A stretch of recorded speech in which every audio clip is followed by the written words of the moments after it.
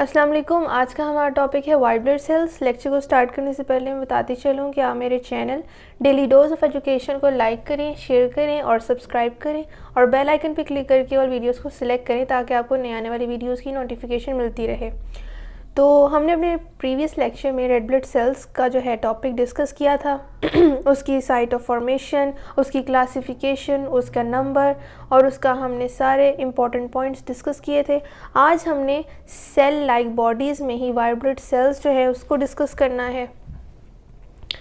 White blood sales जो हैं ये हमारी बॉडी में जो है क्या रोल प्ले करते हैं, इनको किस नेम से जो है वो बायोलॉजी की लैंग्वेज में जो है वो यूज़ किया जाता है इनके लिए, इनकी क्लासिफिकेशन क्या है, फॉर्मेशन क्या है, इसको हमने आज डिस्कस करना है।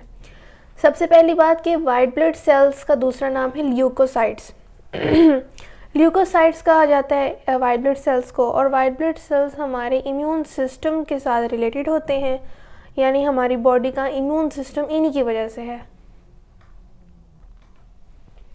सेकेंड पॉइंट हमारा ये है कि इनके साइज़ की बात की जाए तो रेड ब्लड सेल्स से इनका साइज़ लार्जर होता है। इनका नंबर किस रेंज में होता है? 7000 to 8000। ये रेंज आपने याद रखनी है, जो कि MCQs में पूछी भी जा सकती है कि ये ब्लड में प्लाज्मा के अलावा जो सेल लाइक बॉडीज़ हैं उनमें वाइट ब्लड सेल्स की क्या रेंज है। उसके बाद ये न्यूक्लिएटेड सेल्स हैं हमारे पास, इनमें न्यूक्लियस प्रेजेंट होता है। डिफेंसिव सिस्टम, जैसा कि मैंने आपको बताया कि ह्यूमन बॉडी में इम्यून सिस्टम की फॉर्मेशन वाइट ब्लड सेल्स के थ्रू ही होती है। वाइट ब्लड सेल्स अगर अपनी इस रेंज में प्रेजेंट होंगे और एक सही क्वांटिटी और क्वालिटी में प्रेजेंट हो के जब डिफेंस करेंगे हमारी बॉडी को फॉरेन इन्वेडर्स से, जैसे कि वायरस हैं, बैक्टीरिया हैं, तो वो हमारे डिफेंसिव सिस्टम में एक रोल प्ले कर रहे होते हैं, जो कि इम्यून सिस्टम है और हमारी इम्यूनिटी इससे इंक्रीज़ होती है। पस फॉर्मेशन जो है लास्ट पॉइंट है कि जब हमारी प्रोटेक्शन हो रही होती है against the germs, white blood sales उसके लिए जो है वो डिफेंड कर रहे होते हैं हमारी बॉडी को, और इम्यूनिटी को वो मेंटेन रखने की जो है वो कोशिश करते हैं, और उनका यहाँ पर बहुत इंपॉर्टेंट रोल है। तो इस दौरान जर्म्स जो हैं उनके साथ फाइट जब होती है तो उसमें उनकी किलिंग भी होती है, जिसकी वजह से जब पस फॉर्मेशन होती है, और वो पस क्या होती है, वो डेड वाइट ब्लड सेल्स होते हैं जो कि पस की फॉर्म में जो हैं वो बॉडी से एक्सक्रीट आउट हो जाते हैं। हमें पता है कि बॉडी से हर वेस्ट ने जो है वो एक्सक्रीट आउट या डिस्चार्ज होना है, और उसकी डिफरेंट जो है वो फॉर्म्स हैं कि वो किस तरह से होंगे। तो पस फॉर्मेशन जो है वो वाइट ब्लड सेल्स जो हैं ये चीज़ जो है वो अपनाते हैं बॉडी से एक्सक्रीट आउट होने के लिए। फिर बात करते हैं इनकी फॉर्मेशन की, कि बॉडी में इनकी फॉर्मेशन कहाँ हो रही होती है। जिस तरह रेड ब्लड सेल्स की फॉर्मेशन हमारे पास अडल्ट्स में डिफरेंट थी और फीटस में डिफरेंट थी, तो वाइट ब्लड सेल्स की फॉर्मेशन बोन मैरो में हो रही होती है। तो ये भी पॉइंट आपने याद रखना है।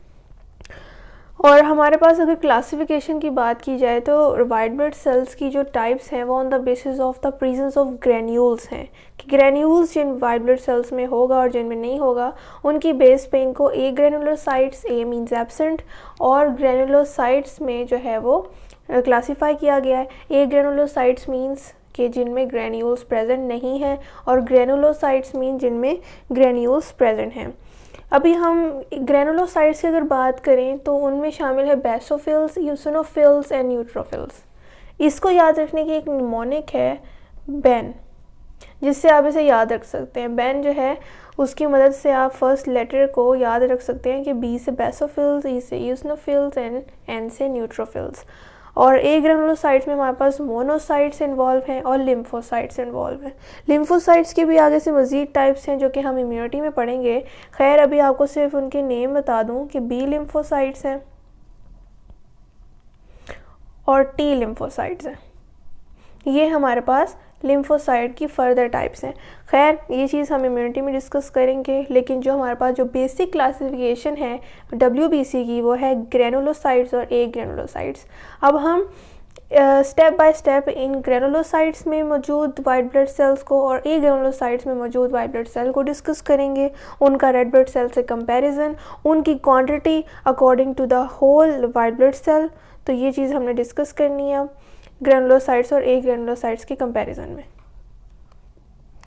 तो हम ग्रेनुलोसाइट्स की पहले बात करें जो कि हमने निमोनिक बेन से याद रखनी है, तो फर्स्ट लेटर बी है। तो हमारे पास जो फर्स्ट वाइट ब्लड सेल जो इस कैटेगरी में फॉल करता है वो भी हम डिस्कस करेंगे, बेसोफिल्स।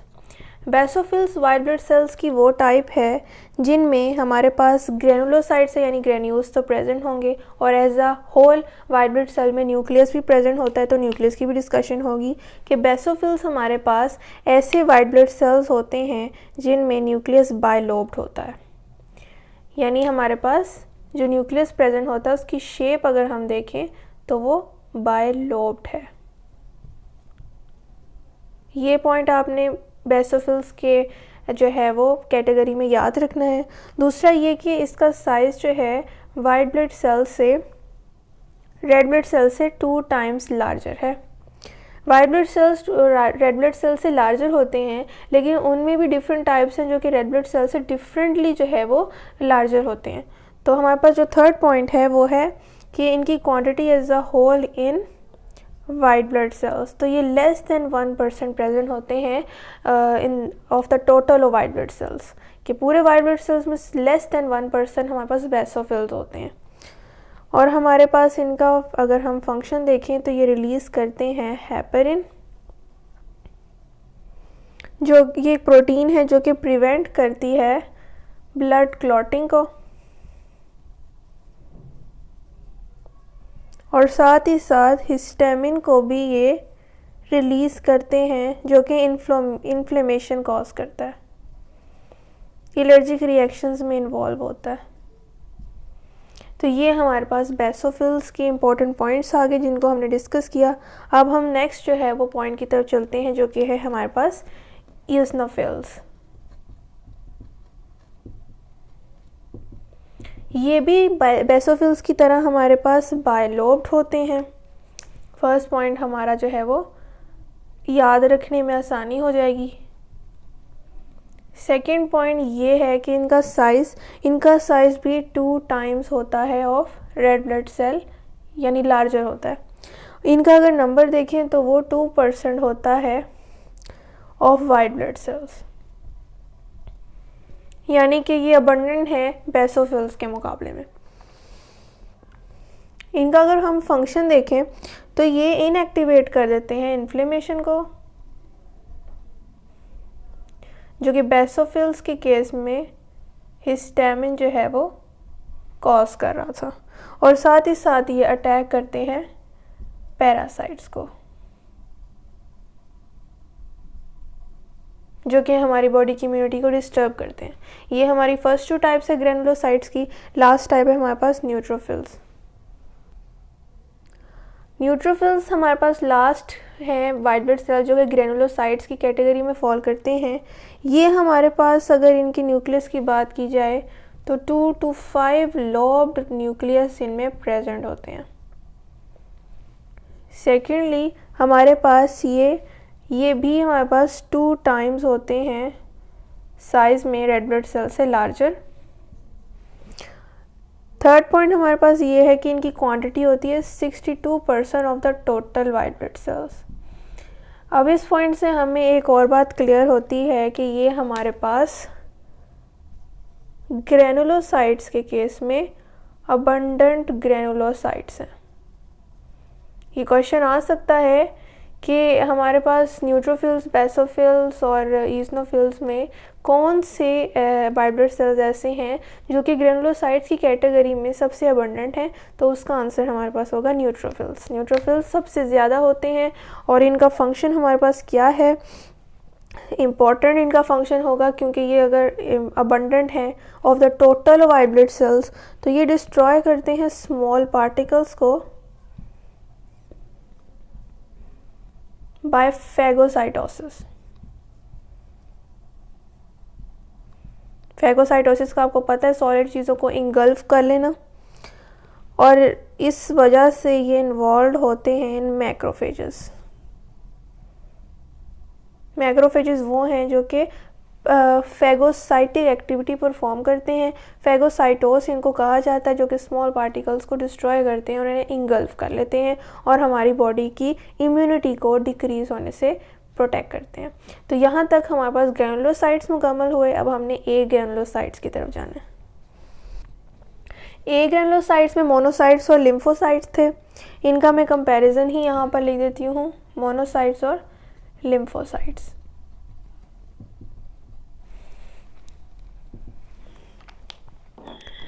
मोनोसाइट्स की बात की जाए तो ये हमारे पास न्यूक्लियस जो इसमें प्रेजेंट होता है वो राउंड टू लोब होता है। Round to lobe nuclear shape है इसकी। अगर हम बात करें रेड ब्लड सेल से, ये 2 to 3 टाइम्स लार्जर हैं रेड ब्लड सेल से।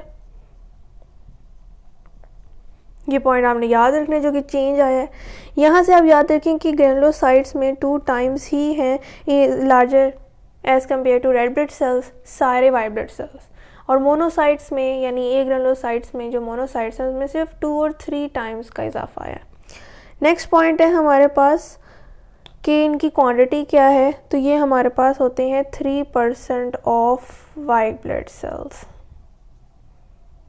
ये 3% होते हैं वाइट ब्लड सेल्स से।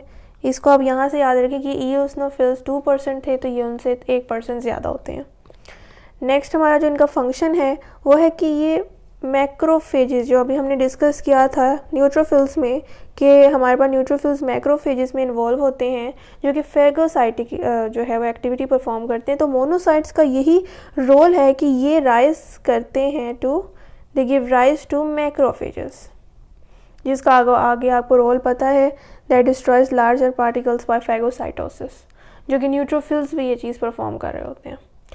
अब हम लिम्फोसाइट्स की तरफ चलते हैं। इनके कंपैरिजन में देख लेते हैं कि लिम्फोसाइट्स जो है ये लिम्फोब्लास्ट से बनते हैं। ये एक्स्ट्रा नॉलेज थी। और हमारे पास न्यूक्लियस जो है वो nearly fills the cell.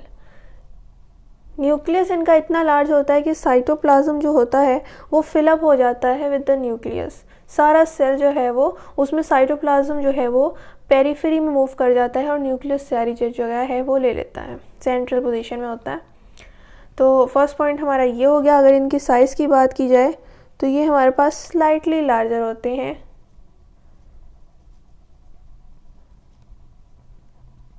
Then red blood cells. Slightly इनका जो है वो साइज़ लार्जर होता है as compared to red blood cells. 32% होते हैं ये ऑफ वाइट ब्लड सेल्स। यानी कि ए ग्रैनुलोसाइट्स के केस में पूछा जाए कि जो वाइट ब्लड सेल्स इस कैटेगरी में फॉल कर रहे हैं उनमें अबंडेंट कौन है, जिस तरह न्यूट्रोफिल्स थे ग्रैनुलोसाइट्स में, तो ए ग्रैनुलोसाइट्स में लिम्फोसाइट्स हमारे पास 32% है। ऐसा क्यों है, ये इस चीज़ की भी इंडिकेशन है कि इसकी फर्दर टाइप्स भी हैं, टी लिम्फोसाइट्स, पी लिम्फोसाइट्स, इस वजह से भी। नेक्स्ट हमारे पास इनके अगर हम फंक्शन की बात करें तो वो है immune response by producing antibodies. Immune system में इनका ये फंक्शन है, रिस्पॉन्स है कि ये एंटीबॉडीज़ प्रोड्यूस करते हैं। एंटीबॉडीज़ जो हैं वो प्रोड्यूस होंगी तो जो पैथोजेंस अटैक करेंगे बॉडी पे उनके अगेंस्ट वो जो है वो वर्क कर सकेंगी और हमारी बॉडी के इम्यून सिस्टम को प्रोटेक्ट कर सकेंगी, जिसमें टी लिम्फोसाइट्स और बी लिम्फोसाइट्स का रोल होता है, जैसे हम इम्यूनिटी के टॉपिक में पढ़ेंगे। तो ये था आज का हमारा टॉपिक, जिसमें हमने वाइट ब्लड सेल्स को एज अ जनरल देखा, फिर उसकी क्लासिफिकेशन को, ग्रैनुलोसाइट्स में वाइट ब्लड सेल्स जो फॉल कर रहे हैं और ए ग्रैनुलोसाइट्स में जो वाइट ब्लड सेल्स फॉल कर रहे हैं उनको हमने देखा, उनका साइज़, उनका न्यूक्लियर की शेप और साथ ही साथ उनकी क्वांटिटी और उनके फंक्शन। तो आई होप आपको आज के लेक्चर की समझ आई होगी। अगर कोई क्वेश्चन हो तो आप कमेंट में ज़रूर पूछें। मैं फिर बताती चलूँ कि आप मेरे channel daily dose of education को लाइक करें, शेयर करें और सब्सक्राइब करें और बेल आइकन पर क्लिक करके और वीडियोज़ को सिलेक्ट करें ताकि आपको नए आने वाले वीडियोज़ की नोटिफिकेशन मिलती रहे। शुक्रिया, अल्लाह हाफ़िज़।